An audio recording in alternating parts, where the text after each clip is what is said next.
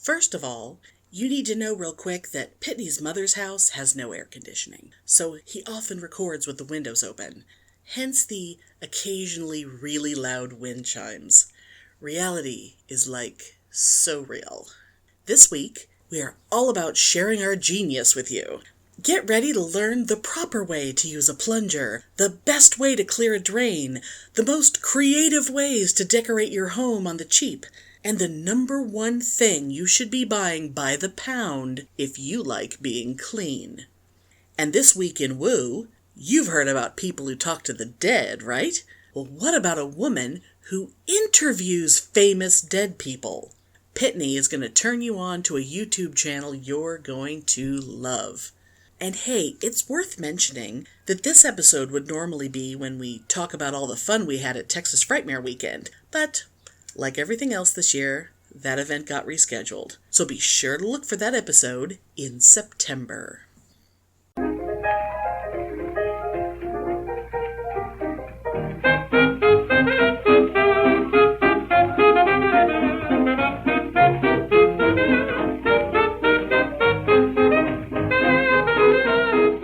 Welcome to Pitney and Amelia's Bitchin' Boutique! We may be awful, but we're right! So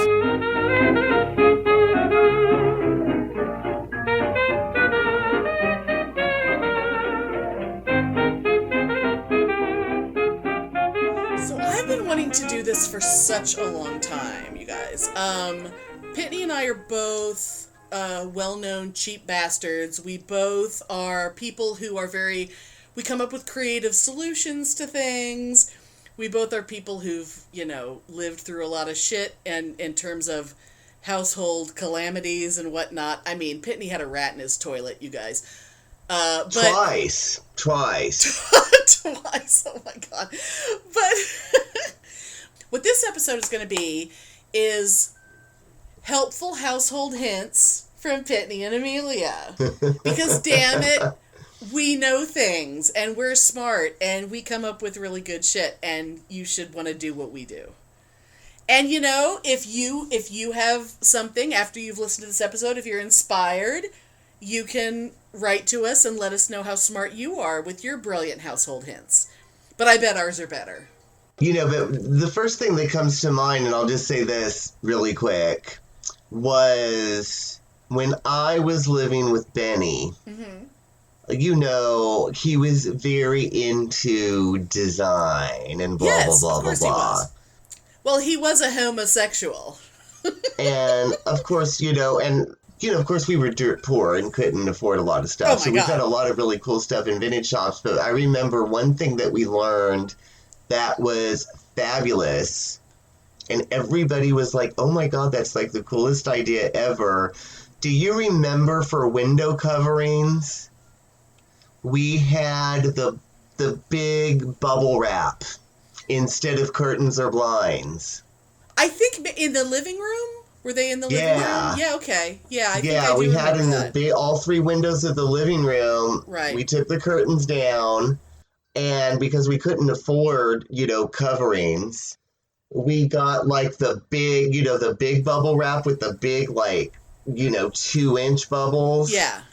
And we used those instead of curtains. And it was almost it was like a frosted glass kind of a look. And it was fabulous. It looked fabulous, and it distorted everything enough that even at night we had privacy. It was just like this distorted visions of all the colors on the walls that you could see outside. And it was really, really, really cool. And it was dirt cheap, and everybody thought it was really cool. And I bet it helped insulate against heat and stuff too, because that house was so old and drafty. There's no way those were high quality double paned windows. Oh no, we had no insulation in that house at all. And remember, it was the roof was a flat top. Yeah. That was literally maybe 4 inches thick. Yeah. We had no insulation in that house at all. That house was so it was cute. Insane. It was so cute, but it was such a disaster of design. It looked like a little pueblo, like it would be in New Mexico somewhere. It was so fucking cute. It did not go with that neighborhood at all,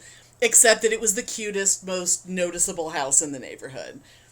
But I remember we had the bubble plastic wrap on the windows. Beautiful.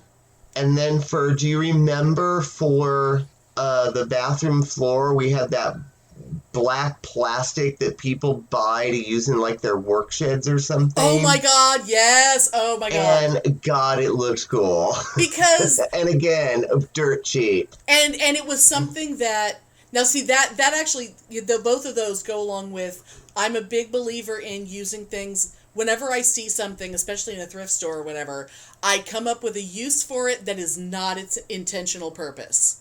It was not made for that. Whatever it is, I'm making it into a planter. I'm making it, whatever it is, I'm going to use it as something else. And both of those were, God, that bathroom looks so fucking cool with that black shit. Because it was an old... yeah, and it was like really cheap, and it came in strips. They're probably, I don't know, maybe 18 inches wide. Maybe. And it was really easy to cut with like an X-Acto knife, and you could just cut it to fit. Yeah, because it was just like heavy plastic, and it was just made for like garage floors or something. Like garage floors, or you'd put it in front of like a work sink or something. Yeah, it was like some sort of industrial blah blah blah blah blah that wasn't made for what we used it for, but it made that mid-century tile really pop because of that black strip through the tile. It looked so cool. Oh yeah, and you can go to Lowe's or Home Depot and just look at weird shit and just put it on a wall. It'll be cool. Yeah. Absolutely. Oh, and let's not forget about when Steve lined his entire shower with black and gray AstroTurf. With AstroTurf! That's the greatest thing. I'm so glad you brought that up. And again, a hell of a lot cheaper than tile. And it cleans your feet. It fucking cleans your feet while you stand on it. It was fabulous. And he had all the walls. And you know what? In all the years he lived there, it never molded, it never mildewed, it never got stinky because it's made for outdoors, and it was just what it was. I mean... And all the water would just slide off of it. Yeah, it was fabulous, and it was way fucking cheaper than tile. Oh my God, oh God, that was so fucking cool. You got an itch on your back, lean up against the wall, scritch, scritch, scritch. It's fantastic. And people thought it was insane. But it was the coolest thing ever. But it was the coolest thing, and then in fact, I was reminiscing with him about that a few weeks ago, and we were thinking about it. He was like, was that your idea, or was that my idea? And I was like, oh no, it was my idea, and I was shocked that I was able to talk him into doing it, but... And also, not just that you were able to talk him into doing it, but that it ended up actually being a really good idea, and not just something funny that you thought of, like when you would do my hair and you'd fill my hair with Q-tips. Yes. Which seems like a good idea, but it's not actually a good idea. Yeah, but no, that was a good, and it looked really cool, and it was a lot cheaper than tile. Oh my God.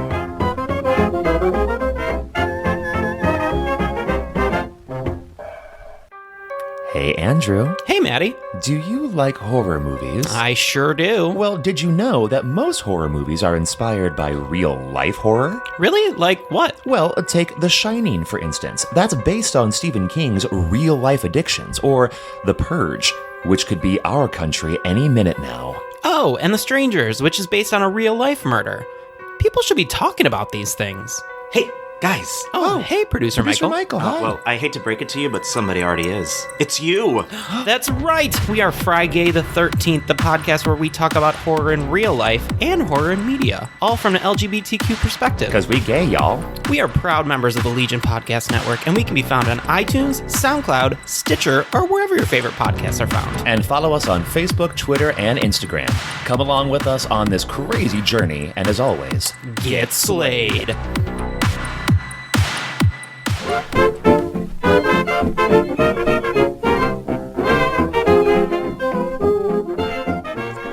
None of my ideas are any kind of design fabulous, but, mine are all very, very practical. Mm-hmm. Well, okay, first, don't act like you don't shit, and every single one of you out there has clogged a toilet at some point. Do not lie. We all shit, and sometimes we scare ourselves. Sometimes it just happens, and it's horrifying, and then that's not the moment when you want to find out that you don't have the right kind of plunger. There are two kinds of plungers. Everyone needs to know this. If you have a plunger that's flat on the bottom, like your standard what you first think of when you think of a plunger.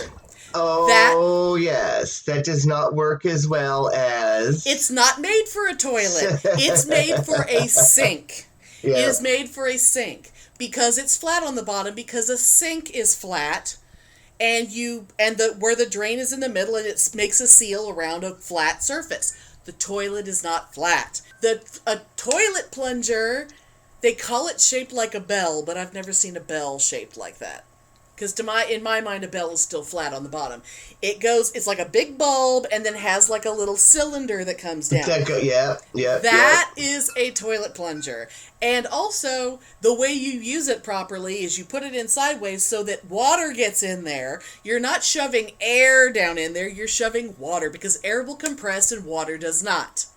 Everyone should know this, and it's shocking how many people don't know this. Oh, yeah, I've learned the hard way. Do not make sure you have the right kind of plunger in your bathroom. That is as important as anything else. You're an adult. Buy the correct tool. Another thing that's incredibly cheap, you can get them for practically nothing. Everyone should own a plumber's snake.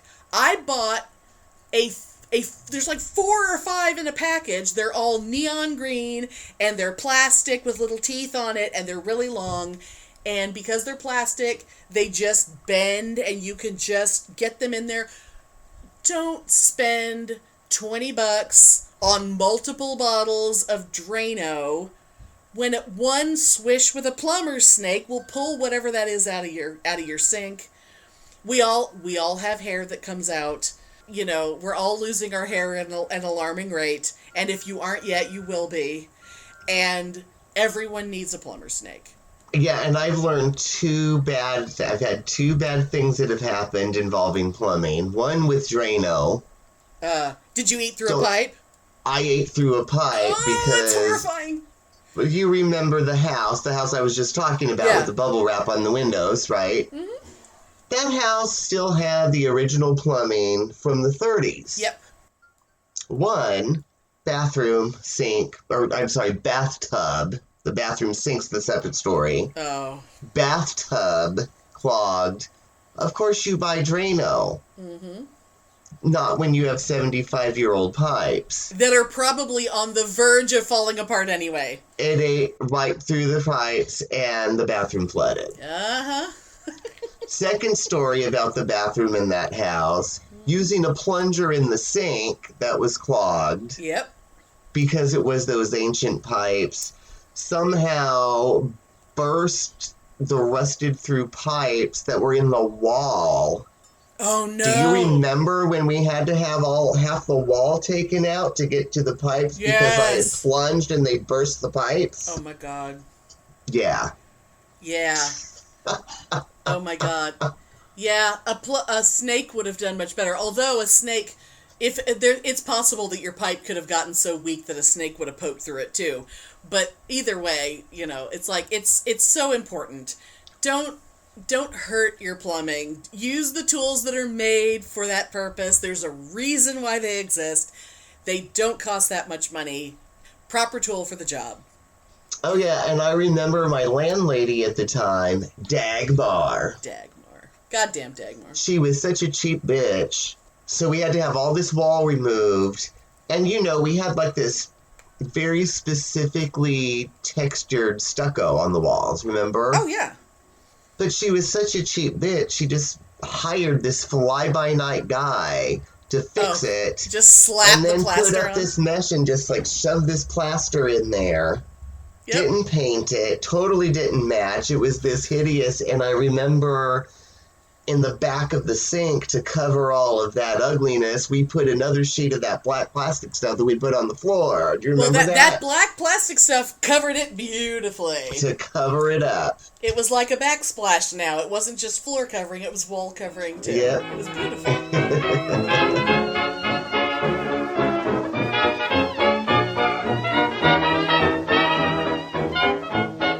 One thing that you have in your house, although you probably haven't bought it in a long time and you probably have it shoved to the back of your freezer and you forgot about it, baking soda is magical. Baking soda is incredible.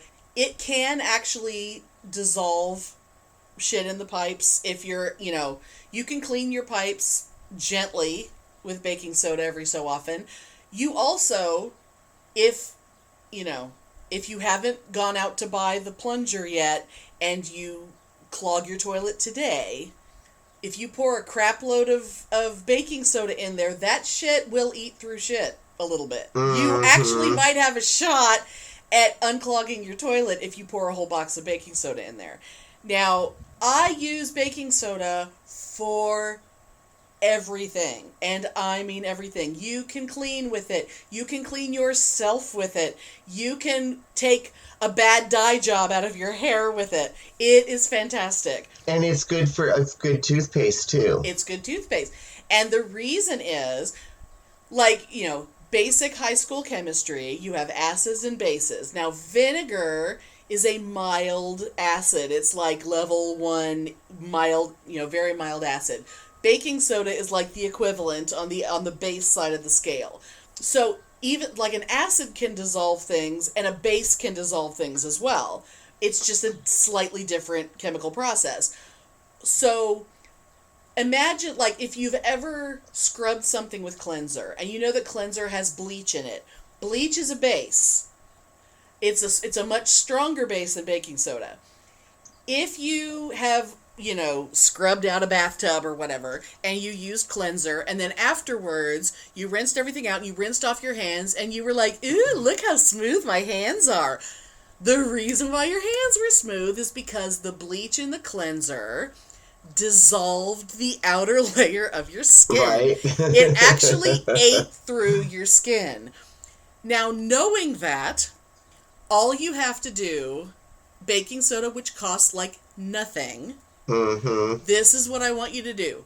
The first step in proving to yourself that this is real, that next time, at some point when you're washing your hands or whatever, when your hands are clean, I want you to take a little bit of baking soda in a bowl, your finger's wet, dunk your finger in the baking soda. The amount of baking soda that sticks to your finger, that's all you need.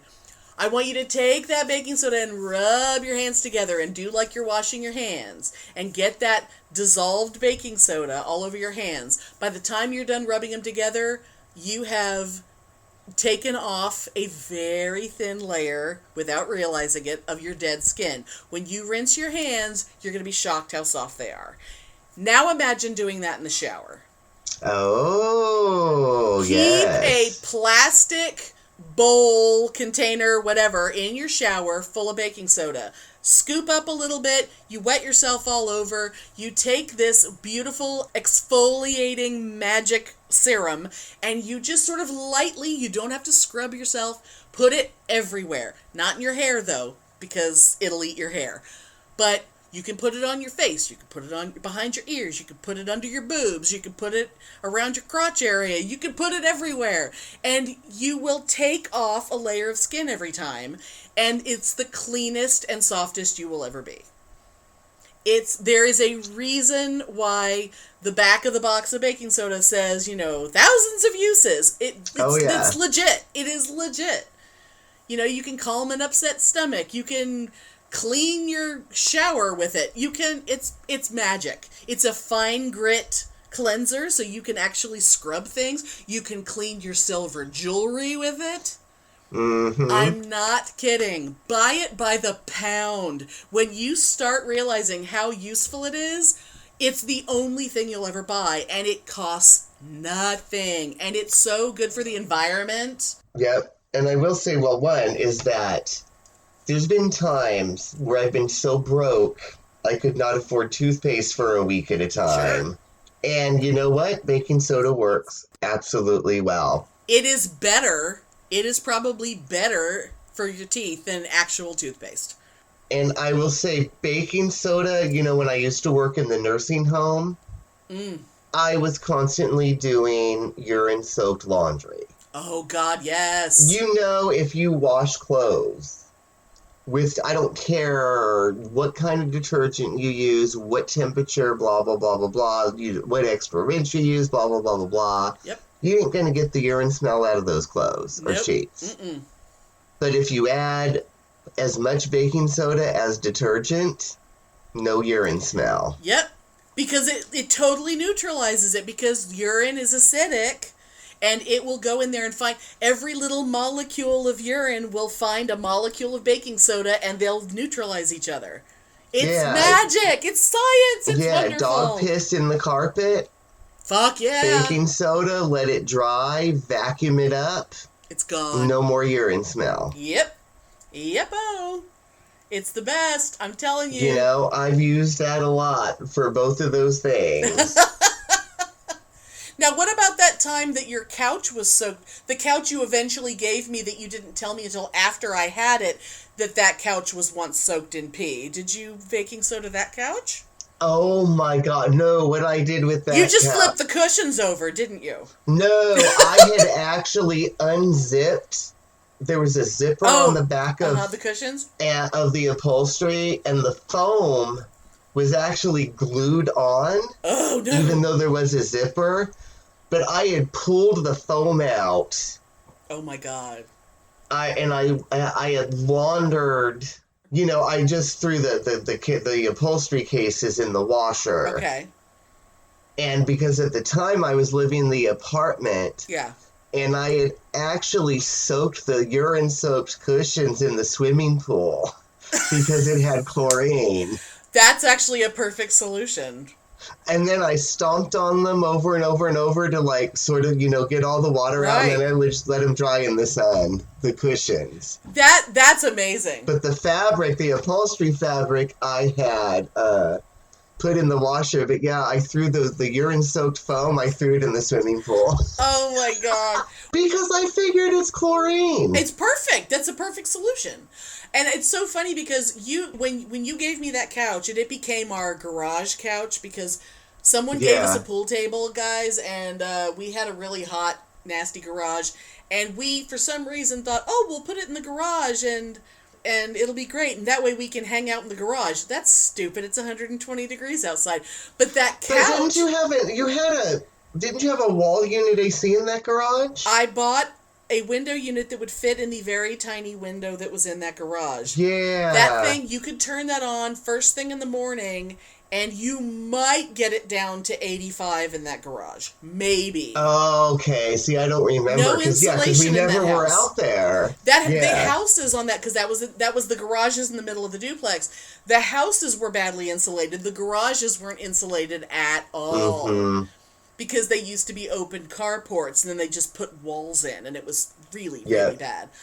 But the whole time that couch lived in our garage, you didn't tell me until later about the pee, and I was shocked that I wasn't constantly smelling pee. But you cleaned it, man. No, yeah, because... But see? So you have urine-soaked upholstery. Throw it in your swimming pool. Exactly. The hard part is just getting it to be thoroughly dried, but that just takes a little elbow grease and time. That's all. You know, and if you're really, really broke, go to the local hotel with soap and shampoo and go in the hot tub. Sure, that one.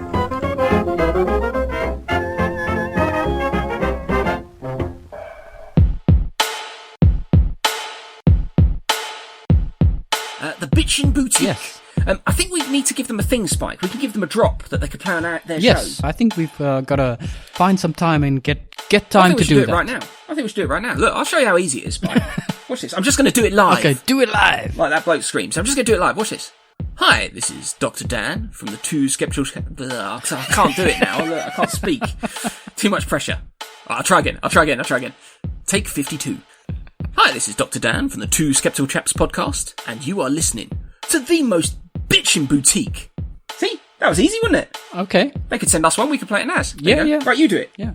Right, what do you want me to say? Whatever comes to mind. Hi, this is Spike from the Two Skeptical Chaps podcast, who ain't no bitch, but you're listening to the Bitchin' Boutique. Oh, that was good. I hope they use that. Let's see if they cut it and put it in their next show. Diplomatic community.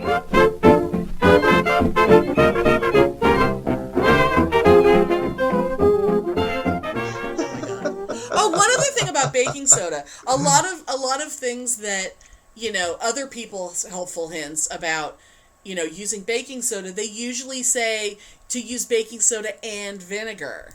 Well, vinegar and baking soda fight. That's why it has that's why it foams up, because it's the acid and base fighting with each other. And there is a time and place where that foaming action is good, but really just the baking soda, or maybe just the vinegar, depending on what you're cleaning, is going to be fine. If the times when you want the foaming action is if, let's say, well, I'll just use like a Disposal or something. If you want, like if your Disposal is clogged, if you dump like a box, like a smaller box or two of baking soda in there, and then pour vinegar in, make sure the baking soda all settles, and then pour vinegar in, and it foams up, you're actually causing foam to lift things out of that drain. Mm-hmm. So it's possible, only use both of them if part of what you're trying to accomplish is to lift things with science. Yeah.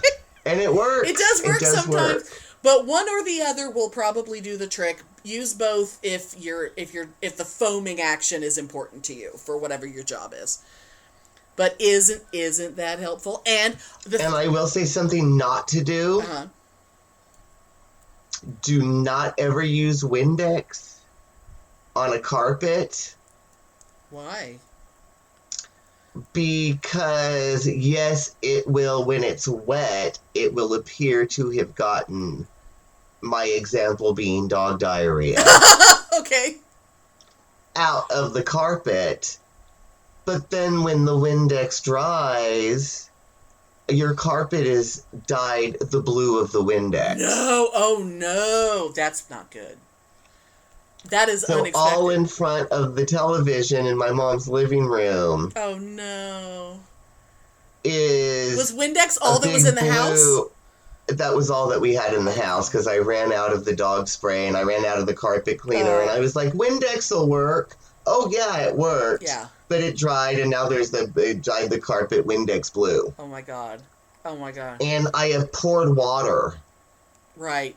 Like, I've poured water and scrubbed it with a towel to try to soak it up. Yeah. Still Windex blue. Oh my god. Oh, that's horrifying. Mom has not commented. Well. And I know that she notices, because she notices everything. Oh, and it's right in front of the TV. You know she's looked there. Oh my god. But thank God she hasn't commented, because I figure, well, he tried to clean up the dog diarrhea, and this is what happened. But yeah, do not use Windex on the carpet. Really bad idea. Oh my god. Ooh, now I want to transition into the world of shampoo. Now, this is not something, because Pitney doesn't really have much hair. So Pitney doesn't have a lot to say about shampoo, but I can divert us to shampoo through baking soda by talking about how if you dye your hair and you fuck it up, if the color doesn't go evenly or whatever, and you want to get the shit out of your hair so you can try again, Prel, which is horrible for your hair, but I think it's important to keep a little Prel around.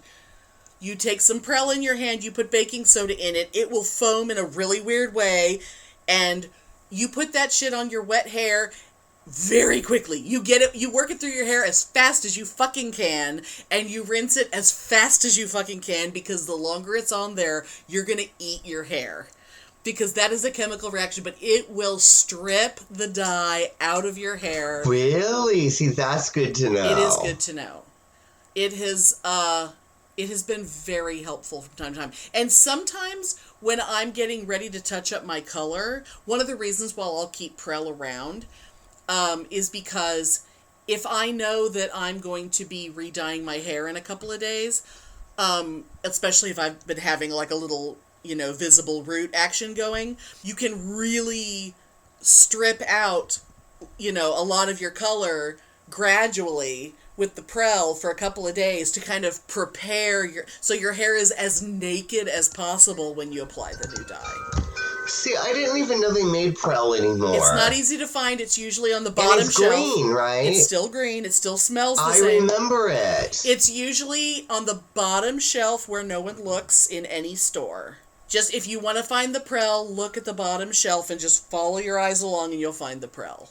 Wow, I didn't think they made that anymore because I just remember that from when I was a kid. Oh yeah, I think it was the thing back when, you know, women had their hair done like once every 2 weeks or something, and you didn't wash your hair in between, so you had to really like your hair had to be unbelievably clean. Oh, so it just ate away all the 2 weeks worth of hairspray and grease, so you could go get it done again. Yes. So that before the bats started circling your head to eat all the lice and other bugs that nested in your hair, you could clean it with the Prel. That was a flashback to a Halloween show of a couple years ago. Call back. God, I had forgotten about Prel. How exciting! But shampoo is. There's so much about shampoo that you probably haven't given it much thought. One thing I will say just real quick offhand, because people are having so much trouble finding hand soap right now. Now, I don't know what the hell's wrong with bar soap. Apparently people aren't buying bar soap. There ain't nothing wrong with it. And you probably have stolen bar soap from hotels. You probably have a drawer somewhere that has a shitload of bar soap in it, so go check. You probably have soap in your house. But in a pinch, if you want some cheap-ass hand soap, buy Suave, White Rain, whatever, really cheap shampoo, and put it in your fucking hand soap dispenser. Yeah. It's soap. It's just soap. Yep. And it probably smells nice, and it's going to be gentle on your hands. And I've learned you can use, again, from being broke, you can use shampoo for body wash. Exactly. It's just soap. Even though I don't like body wash, I prefer bar soap because I like it has a more of an astringent quality to it than body wash to me. Do you bar soap on the top of your head? But no, I was just going to say... Because I know some people who do. Do not use bar soap on hair because it does not rinse in a way that makes your hair feel clean. No, but I think men who shave their heads, I think they... And I have had to do so. Yeah. Well, in a pinch. Again, because I've been so broke, I haven't been able to afford shampoo. Right. So, you know... Thank God those days are over, yeah. But, you know, I spent a lot of time in abject poverty. Oh, God, yeah. Well, one thing that I definitely, realizing this, helped me save a lot of money, and that is, well, it all started with a joke, an old Dave Letterman joke, which was that if you lather, rinse, and don't repeat, you can cut your shampoo bills in half. Right. Well... That got me thinking back when I was counting all my pennies. The thing about soap, and we're going back to high school chemistry class again. The thing about soap is you have your oil molecules and you have your water molecules. And soap is the magical little emulsifier chemical that comes in and holds hands with a water molecule and holds hands with an oil molecule and bonds them together so that the oil molecule can rinse away with the water. So it got me thinking, like, well, one thing is when you pour shampoo into your hand, the first thing I'm going to recommend is visualize the amount of oil you potentially have in your hair. Do you need 2,000 times more soap molecules than oil molecules? You really don't. And then if you say, well, what if I have to be able to distribute it through my hair? Well, you can pre-lather your soap, your little bit of soap, by putting it in a little bottle with some water and shake it up real good, and now it's lathered, and then you pour that over your wet hair, and it goes through your hair, and now you just and you work that in, so it's sort of pre-dissolved in the water, and it moves around easier. Then you wait a minute. Give it at least 30 seconds, but God, give it a minute. Give it 2, depending on how filthy you are. Give the soap time to do its chemical work. If you're really filthy, leave that soap on you for a second. And you'll be able to feel the difference if you need more. Oh yeah, if you somehow needed to wash your hair again, but chances are... You'll know, but yeah, because believe me, as somebody who's always hated bathing... Yeah. And who, you know, in the best of times, I bathe once a week. Ugh. And when I used to have hair... Well, yeah. If you need more soap or more shampoo, you will know. Oh my God. The other, and one thing that I just want, just if you're thinking, oh, I don't know, I don't think they know what they're talking about. You know, all these, like, wash your hands, you know, sing happy birthday twice or whatever, you know. Part of that is not just how much you know, rub your hands around. Part of that is how long is the soap on your skin.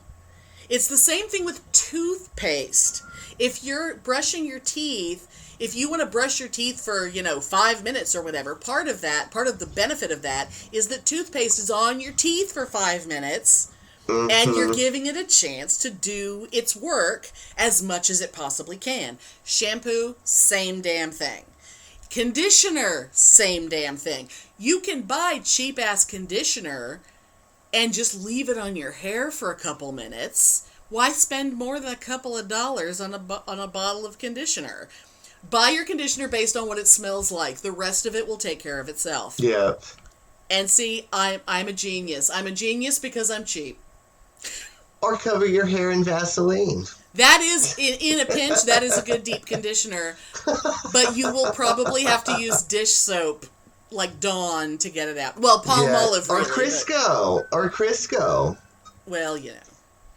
Well, you've used Crisco for other things. Yes. I've used Crisco for lots of things.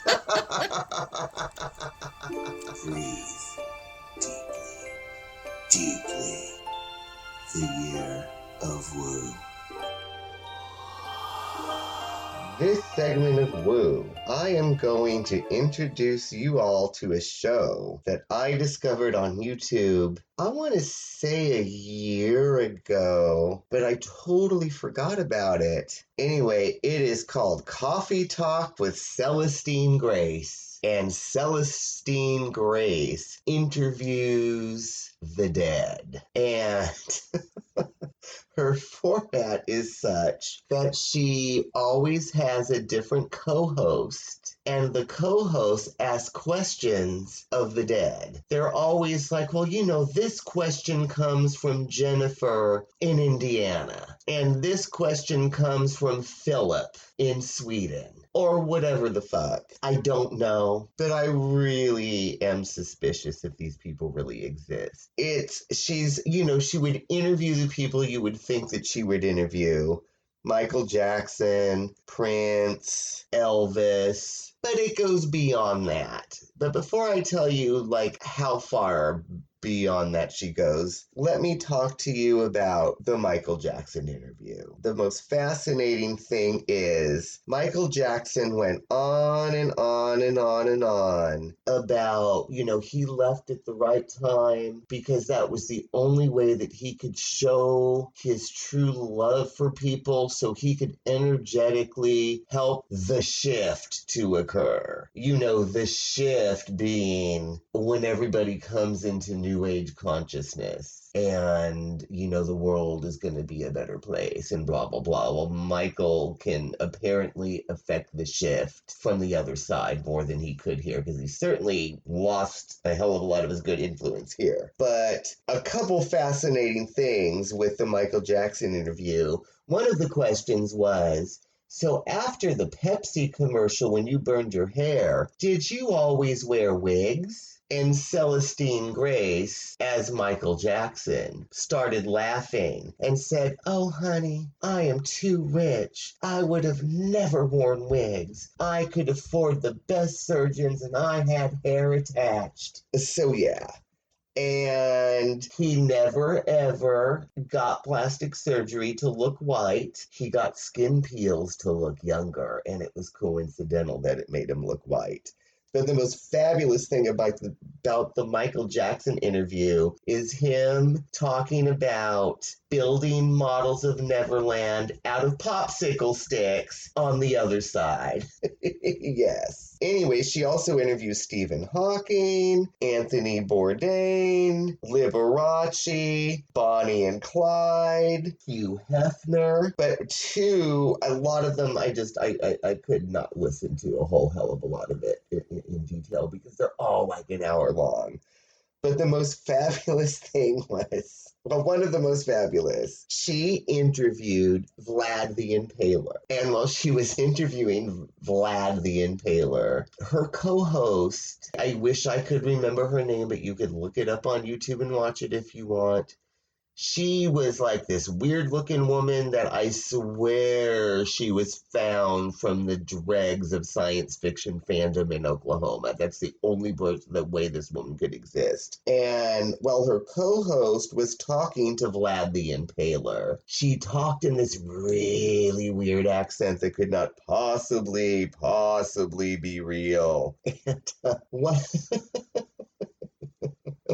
one of the things she asked was, so there was a time when you were very, very abusive and very, very cruel to people. But we all know from history that there was a time that you weren't. Not weren't, weren't. And the most fabulous thing about this, she was asking questions about the Ottoman Empire. The Ottoman Empire. Fabulous. And of course, Vlad the Impaler has very mesmerizing eyes. They just peered into your soul and she could feel the energy. And it just made her swoon. And he laughs in a very seductive manner, and he talks just like Dracula from the movies. But of course he does, because I guess everybody from the Ottoman Empire would talk like that. But anyway, Vlad the Impaler, another highlight. She interviews King Tut with a co-host named Bubba, who I am not even going to try to make this guy's accent happen out of my voice because I cannot possibly sound more fake hick than Bubba, the interviewer of the Spirit of King Tut sounds. Listen to it. It's fabulous. And there's nothing really fascinating to be said about that interview because it was just so stupid and mundane that there was nothing original said. And very briefly, another big thing, she interviewed the spirit of Chester Bennington, which is how I discovered her.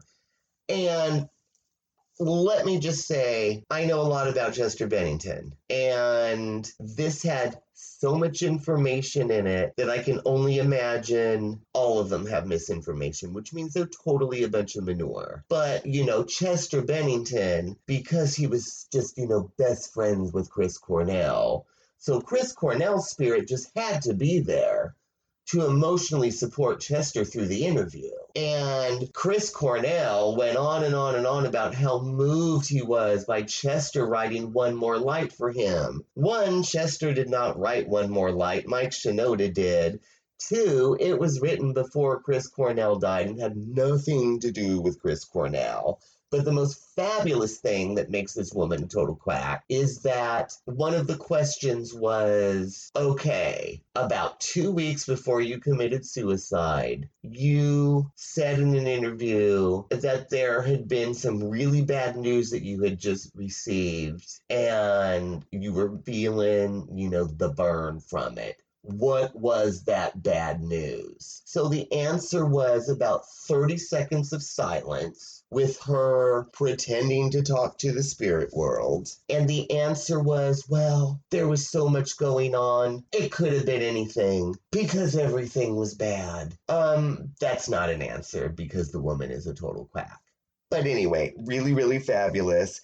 The last thing I will say, and I did not listen to it. I could not bring myself to, but I may in the future. This woman interviews the Bible. No joke. She interviews the Bible. I have no idea how that goes, but I may have to listen to it. But anyway, Coffee Talk with Celestine Grace. Check it out on YouTube. Listen to the King Tut interview and check out Bubba. Listen to the Vlad Lee Impaler interview and listen to that woman's crazy, crazy accent, which cannot possibly be real because, oh my God. In closing, I will say, I was telling a very, very good friend about this YouTube show, and her reaction was to laugh and say, well, isn't that just a bunch of lovely horse shit?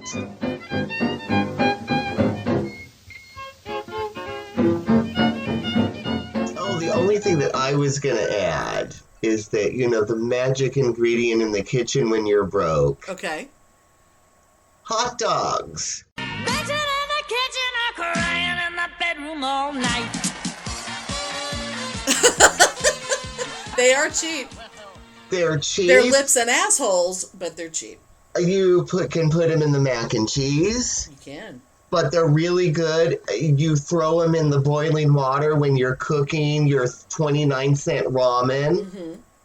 Throw in a hot dog. Oh, yeah. Fry them with eggs. Speaking of ramen, real quick, that if you're one of those people like me that you don't tend to use the packet, don't throw it away. Because when I make ramen, I throw other things in there. Uh-huh. Keep that. It's basically bouillon. The next time you're making a pot of rice or something, throw the chicken ramen packet in there. It's delicious. It's MSG. It's good for you. Yeah, but marinara sauce, you don't have any protein. Throw in a hot dog. Chop it up and you cut that hot dog super, super thin, and you really on high heat in a skillet and get it a little crispy. Fuck yeah! Those 79-cent hot dogs, they are good in everything. Everything. I knew someday we'd have a bitchin' in the kitchen that was all about being cheap. Save the crushed red pepper packets from when you order pizza. Oh, yeah. Save everything. And I'd much rather eat 29-cent ramen with a hot dog than some $50 a plate duck bullshit at a gourmet restaurant.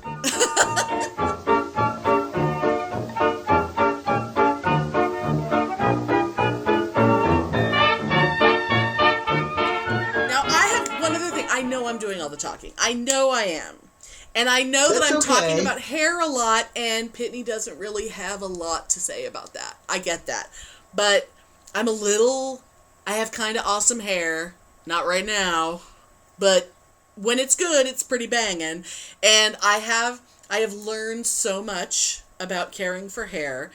Now, this is more of not necessarily a money-saving thing, but in the long run, it's just an efficiency thing. Well, first I'm going to talk about blow drying your hair. It's a method for blow drying your hair. And it also works if you have the kind of shower head that's like the detachable. You can use this also as a way of really efficiently rinsing your hair too, which is also good when you're rinsing hair dye out. And that is, I want you to think about, visualize spray painting a surface. Where you're like trying to do even coverage, right? So you spray and the width of the spray, and you're going up and down or back and forth or whatever. You're just starting at one side and you're working your way across even coverage. The reason why I mention that, when you're drying your hair, think of it in terms of you're not so much drying your hair as you're drying your scalp.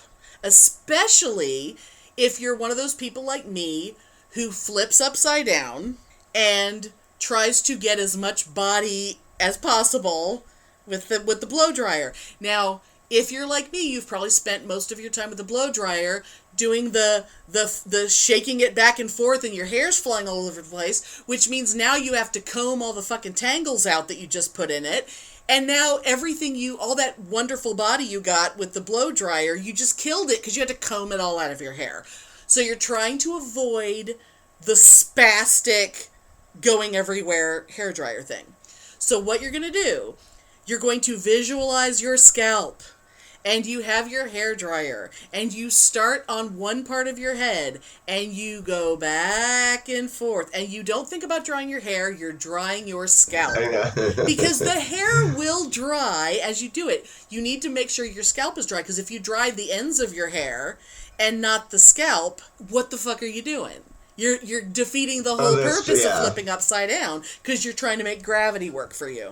So you get back and forth like you're spray painting a wall or something, and then you let it cool off. If you have a cool shot or whatever, you let your hair cool off, and then you stand up. You don't go flipping it around. Don't be a weirdo. You're not trying to show off for anybody.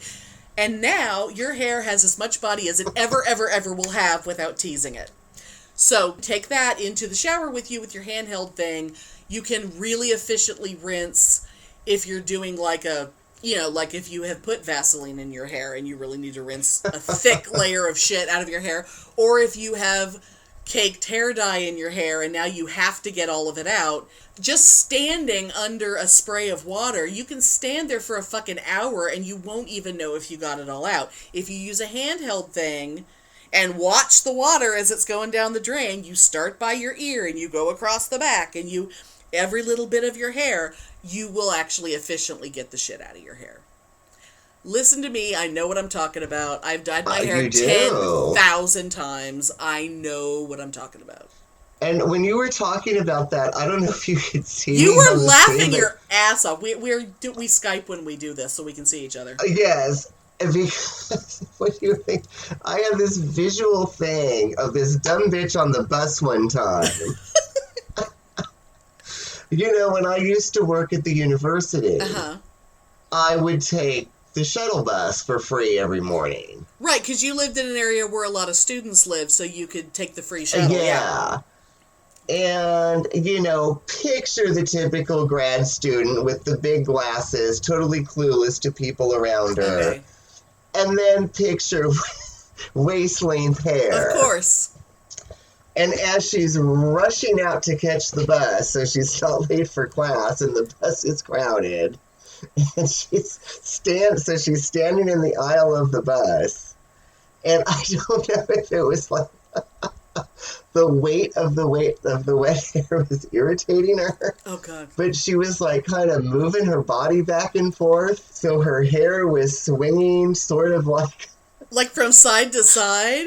From side to side, like you're in like the car wash. Oh my God! It would go on one side and splash somebody, and then it would go to the other side and splash somebody. So it was soaking wet. So she was standing in the bus, going back and forth with this big heavy hair going. And everyone's like getting a shower. And it's like splash somebody on the right, splash somebody on the left. Oh my God! How have I never heard that story? Oh my God! What the fuck, lady? Oh my God! And I remember getting such a kick out of that. And I was just watching it, going like, "Oh my God!" And I don't remember like. Did anyone say anything? Well, yeah, because the person on her left.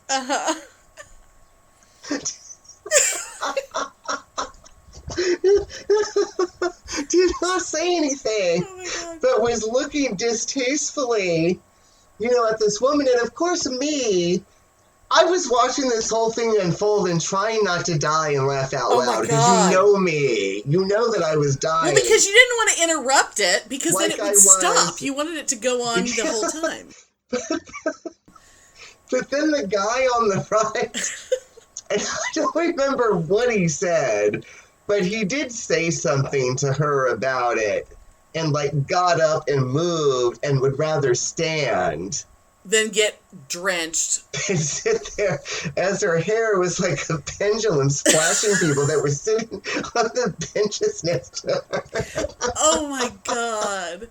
Ooh, did she say anything when he was like disgusted and got up? He said something, but I don't remember what it was. But did she respond? I think she responded in a way that said she consciously stopped doing it, because I don't think she was doing it consciously. Oh my God. But it was so fabulous, and the whole time you could tell I was trying to not laugh, right? Oh my God. Because I had that visual in my mind of this stupid girl with that hair. Splashing to the left and splashing to the right. Yeah, you were really keeping it together there while I was talking, and part of me was going, Okay, I know what I'm saying is kind of weird, and I'm kind of spastically moving my hands around while I'm talking, because I'm like totally acting out everything I'm doing while I'm explaining it, even though you guys can't see me. One of these days we should figure out a way to film, to like save the video of us recording. And oh my God, yes. Maybe if we get a Patreon, maybe we could have video content Patreon only. Would that be a good thing? Oh, see, that would be fabulous. I don't know who would, like, I think Angie would be the only person that would pay, but I don't know. Honestly, if anyone would pay to watch us do this, let us know, because, I mean, we think about putting out a Patreon, but we don't want to do it without offering some kind of fabulous content for, special people. Oh my God. So anyway, I hope our fabulous hints, our wonderful things to do around the house that'll make your life more fabulous and will make it much easier, and think of all the time you'll save. Not fighting with your plumbing or fighting with your hair. And the money you'll save. Oh my God, so much money. We're really good at being broke. We both have so much experience with that. And do not go on the bus with pendulum hair. Bitch.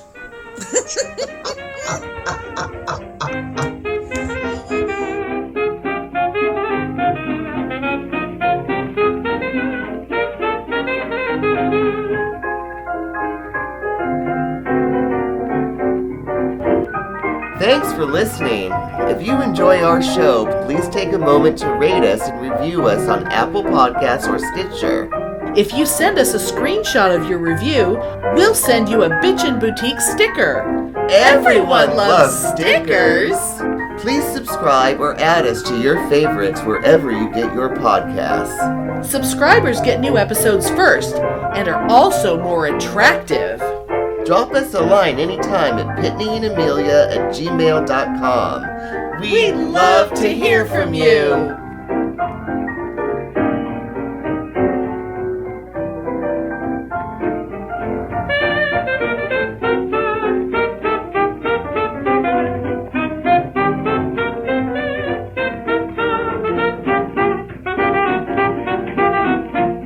Ooh, and offer me more and I'll give you a private Patreon. Oh my. Oh my. Although there ain't nobody on the planet that would want to see that nowadays. I don't know. You'd be surprised. You'd be surprised. We don't know. Anyway. Maybe our listeners are into stuff. We don't know. I know.